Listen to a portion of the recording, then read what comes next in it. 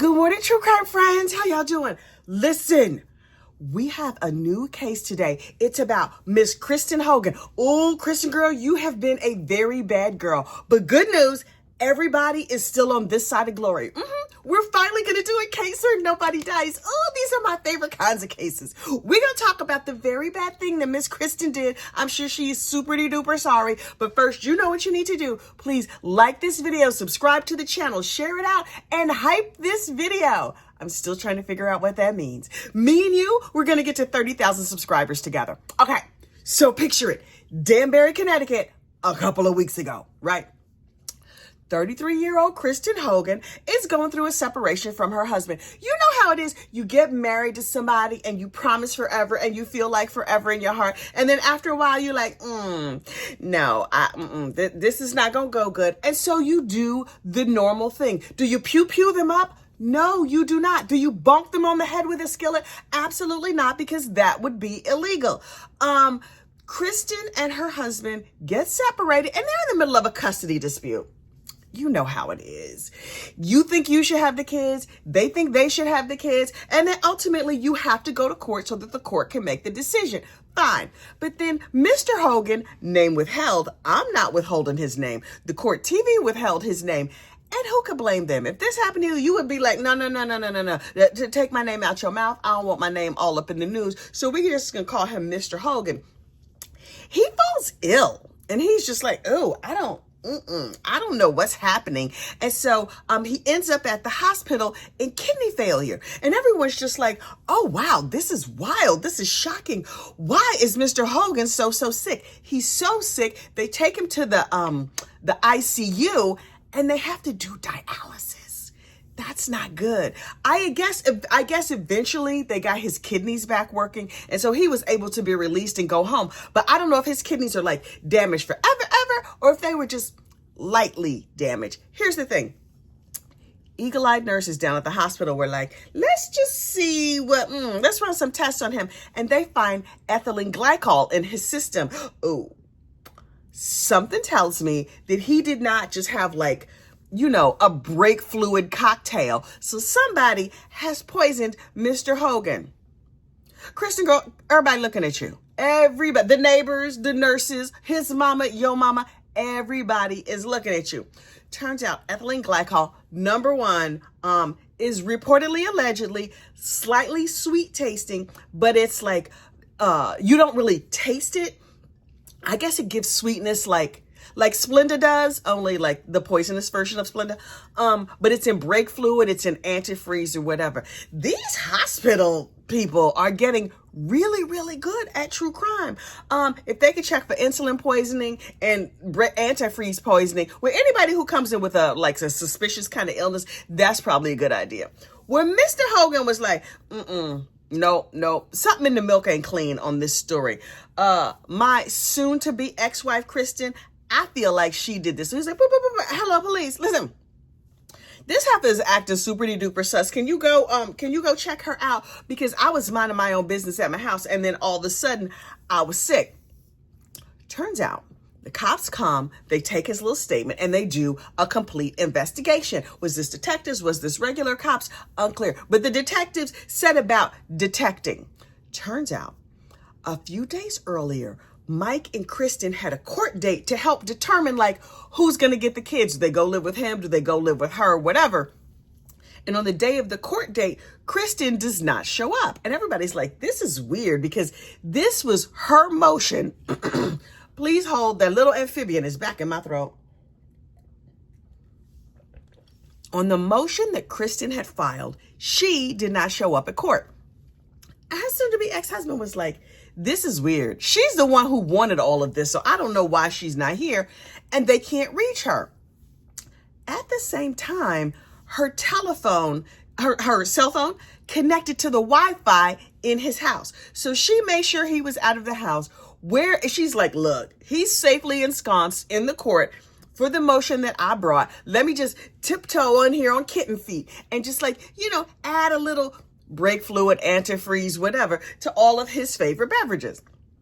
And so he goes there. She's not there. He's like, okay, whatever. He goes home. Later at home, he's just like, oh, what a day. I can't believe this heifer didn't show up. What's in here to drink? Should I crack myself open a nice previously sealed beer? Oh, look, there's a bottle of wine that is already open from when we had it, a couple of days ago. Wait, wine can be left over? Who knew? I do not drink anymore. But when I drank, child, there was never such thing as a leftover bottle of wine. Leftovers. That's hilarious. See, also, that's probably why I don't drink no more. Because me and leftover with wine, nah, that was not a thing. So anyway, Mr. Hogan drank this remarkable leftover bottle of wine and he got sick. His mama came to his house and she's like, baby, how much wine did you have? You slurring your speech, you're staggering around, you throwing up. This is not good. So when he talked to the police, he was just like, I drank wine. Can you test this? Remember when I told you I went to the hospital and my kidneys was all shut down and stuff? I was in the ICU. I was on dialysis. I think it was related to that time I got real sick. So the police test the wine and it seems fine. They're just like, everything about this seems perfectly clear and perfectly normal. And he's just like, okay, but could you test again, like call a supervisor or something? Because something about this is wrong. So they're like, oh, we don't normally do this, but we do have this one other test we could run. And they run it and there's a whole lot of antifreeze in the wine. And they were like, right.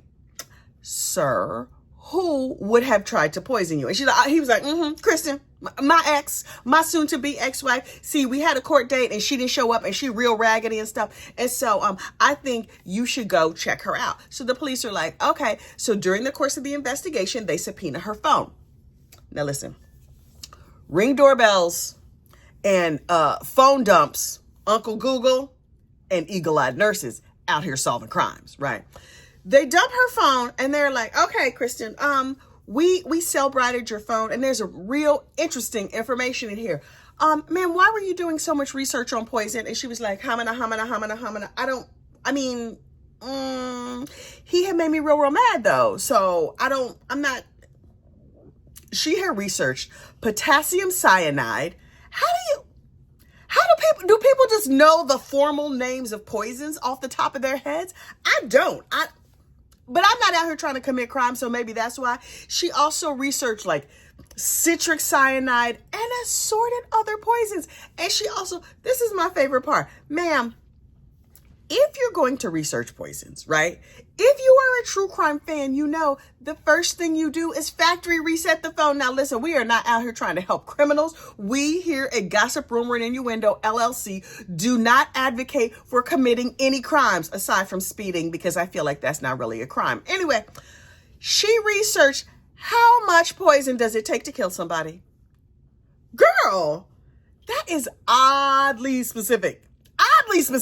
But like, okay, potassium cyanide. Does Uncle Google auto-correct if you spell it wrong? I have questions. Anyway, she also Googled, what is the penalty for not showing up when you are the one who called the motion? She not good at crime. She's also clearly not a true crime fan, y'all. And stay stupid scumbag. I'm really glad that she was not, because she could have killed this man.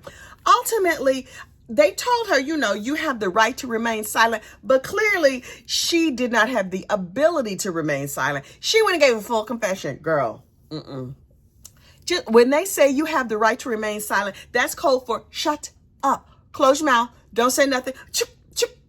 Close it right on down. But she was just like, so look, I never meant to kill him. I don't want to kill him. You know what I mean? I just wanted to give him poison that would make him lightly sick because he was mean to me. Ma'am, I understand that you claim he has mentally abused you, and that is terrible. We feel real bad about that. What you can't do in return is physically abuse him by causing his kidneys to shut down. That's not a thing. Also, don't get caught. Again, we here at Gossip, Rumor, and Innuendo LLC do not advocate for the harming of others. Unless they really had it coming. But I'm just saying, girl, this is not gonna go good for you. This is not how you should have done this. You should have consulted like something on the dark web. I don't know how you find the dark web. Maybe you Google dark web near me. I don't know. But this is not the way you're supposed to commit this crime. She says she was just getting back at him for mental abuse. She went on to further confess, y'all. It took me all the way out. I was like, wait. Now, they have you dead to rights on that thing you confessed on. You're just going to give them other times you have poisoned him. Oh, okay. Please, by all means, just tell them everything. I promise you, this is not going to help you in your legal case. And this is going to go real bad for you at your custody hearing. She was just like, I mean, I snuck into his house, as you could tell by the fact that my phone connected to his Wi-Fi. Ma'am, you don't know to carry a Faraday bag if you were committing crime. Why am I helping criminals? But look, I watch enough true crime to know you should have yourself a Faraday bag if you're going to be out here doing terrible things. You could probably get them on Amazon, although I don't know. I've never looked it up. But anyway, she said, well, before I poisoned his iced tea, but he must not have drank that. Did they ask you if you had poisoned other things, or did you just randomly volunteer? I poisoned his wine. I poisoned his iced tea. I put some bed bugs in his bed. I put itching powder in his, his baby powder. She bad at crime. And thank goodness that she is. No one in this story has slipped the surly bonds of this earth. This is our favorite kind of true crime. If you're going to commit crime, which you should not do, unless they really have it coming. Girl, nah. So after Crystal gives her full confession of all the things she's poisoned and all the places that she's poisoned him and all the ways that he really hurt her feelings, she was arrested. As a shock to absolutely no one, except for maybe her. Did she think she was just going to confess and they were going to be like, girl, we understand. Listen, husbands can be a pain in the neck. Go free. Okay, we're going to forget about it. No, they arrested her. That's heifer. They gave her them nice bracelets and sent her down into the place with bad outfits and low thread count sheets. Ma'am, you could have been grieving or very sad over at your house had you gotten yourself a lawyer. Kristen Hogan is being held on $1 million bond. That's a lot of money. I saw her picture. She don't have no $1 million. I don't know if you can have like a 10% option or whatever. And Kristen girl, surprise, you about to lose that custody hearing. I know. You thought if I just lightly poison him that he will see clarity and he will let you have more visitation with them kids. I promise you, that's not how this goes. That's not how it works out. So, good luck down at the big house. I will be following you closely on Court TV, mostly because I'm real nosy and I want to know all your personal business. Now, last but certainly not least, yesterday I interviewed Crystal Barretto, who is the sister of Daisy Link, and she had some explosive information. Did you know that Pedro was convicted of unfortunately unaliving a previous girlfriend, y'all, and that Daisy Link got pregnant through the air conditioning vent story? Is that story true? The family of Daisy Link thinks maybe not. I'll put a link to my interview with the lovely Crystal Barretto in the description box of this video so you can check that out. Because, honey, that whole story, Daisy was convicted, but that story is far from done. Far from done. Okay, listen. Y'all be safe out there. And please do not put brake fluid or antifreeze in anybody's anything. It's bad for them. And if you feel that you must, which we here do not advocate for, ciao, factory reset your phone. I will see you next crime. Bye.